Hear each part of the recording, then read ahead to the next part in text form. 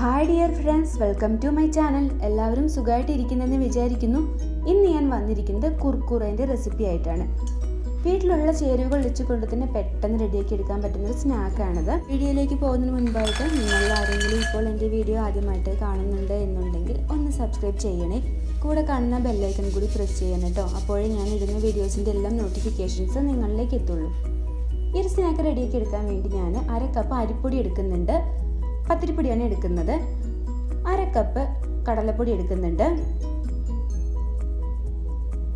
ഇനി ഒരു 3 table spoon cornflour ചേർക്കുന്നുണ്ട്.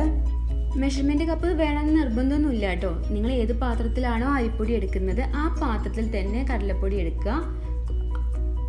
കോൺഫ്ലവറും കൂടി പോവരുത്. കോൺഫ്ലവറും ടേബിൾ സ്പൂണിൽ നിന്ന് എടുക്കണം കേട്ടോ. ആവശ്യത്തിന് ഉപ്പും ചേർത്ത് ഈ പൊടികളൊക്കെ നന്നായിട്ടൊന്ന് മിക്സ് ചെയ്തെടുക്കണം. ഇനി ഞാനൊരു പാന് ചൂടാവാൻ വേണ്ടി വെക്കുന്നുണ്ട്. പാനിലോട്ട് 1 കപ്പ് വെള്ളമാണ് ചേർത്ത് കൊടുക്കുന്നത്. പൊടികളൊക്കെ ഒന്ന് വാട്ടി കിട്ടാൻ വേണ്ടിയിട്ടാണ്. പത്തിരിക്കൊക്കെ വാട്ടിയെടുക്കില്ലേ, അതേപോലെ ഒന്ന് വാട്ടിയെടുക്കണം പൊടികളെല്ലാം.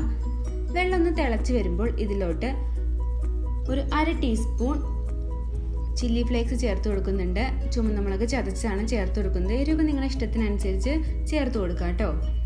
ഇനി ഇതിലോട്ട് നമ്മൾ നേരത്തെ റെഡിയാക്കി വെച്ച പൊടികൾ ചേർത്ത് കൊടുക്കാം.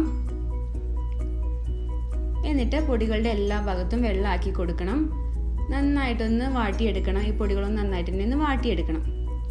പത്തിരിക്കൊക്കെ വാട്ടുന്ന അതേപോലെ തന്നെ വാട്ടിയെടുക്കണം. വെള്ളം പോരാന്ന് തോന്നിയാൽ നിങ്ങൾക്ക് കുറച്ചുകൂടി തിളച്ച വെള്ളം ചേർത്ത് കൊടുക്കാം. പച്ചവെള്ളം ചേർത്ത് കൊടുക്കരുത് കേട്ടോ. ഇപ്പോൾ പൊടികളൊക്കെ നന്നായിട്ട് വാട്ടിയെടുത്തിട്ടുണ്ട്. ഇനി ഫ്ലെയിം ഓഫ് ചെയ്യാം. ഇതൊന്ന് ചൂടാറാൻ വേണ്ടി വെക്കാം.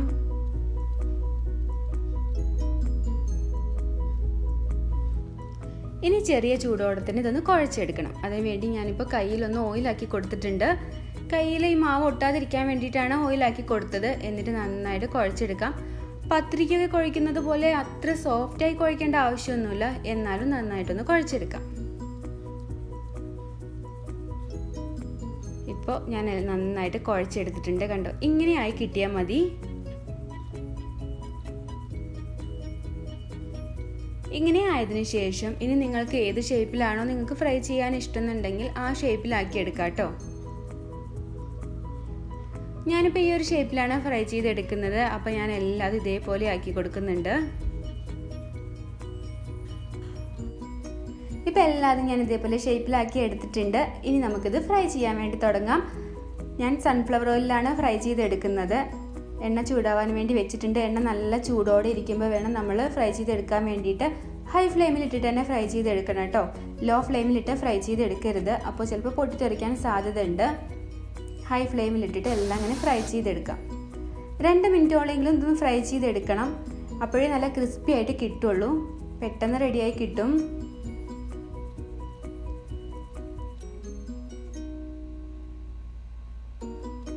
രണ്ട് മിനിറ്റിന് ശേഷം ഞാനിപ്പോൾ ഇതാ കോരി എടുക്കുന്നുണ്ട്. നല്ല ക്രിസ്പി ആയിട്ടുള്ളൊരു സ്നാക്കാണ് കേട്ടോ അത്. നിങ്ങളൊന്ന് ഉണ്ടാക്കി നോക്കണം. എന്നിട്ട് കമൻസ് അറിയിക്കണേ. വീണ്ടും എല്ലാതും ഇതേപോലെ തന്നെ ഫ്രൈ ചെയ്തെടുക്കാം. ഇപ്പം എല്ലാതും ഞാൻ ഫ്രൈ ചെയ്തെടുത്തിട്ടുണ്ട്. കണ്ടോ, ഇനി ഇത് വേറൊരു ബൗളിലേക്ക് മാറ്റാം. ഇനി മുകളിലായിട്ട് കുറച്ച് ഉപ്പ് ചേർത്ത് കൊടുക്കാം. 1 ടേബിൾ സ്പൂൺ മുളക് പൊടി ചേർത്ത് കൊടുക്കുന്നുണ്ട്. എരിവ് നിങ്ങളുടെ ഇഷ്ടത്തിനനുസരിച്ച് ചേർത്ത് കൊടുക്കുക കേട്ടോ. ഞാൻ 1/2 ടേബിൾ സ്പൂൺ ചാട്ട് മസാല കൂടി ചേർത്ത് കൊടുക്കുന്നുണ്ട്. നിങ്ങളുടെ കയ്യിൽ ചാട്ട് മസാല ഉണ്ടെങ്കിൽ ചേർത്ത് കൊടുത്തോണ്ടു, ഇല്ലെങ്കിലും കുഴപ്പമൊന്നുമില്ല. എന്നിട്ട് നന്നായിട്ടൊന്ന് മിക്സ് ചെയ്തെടുക്കണം.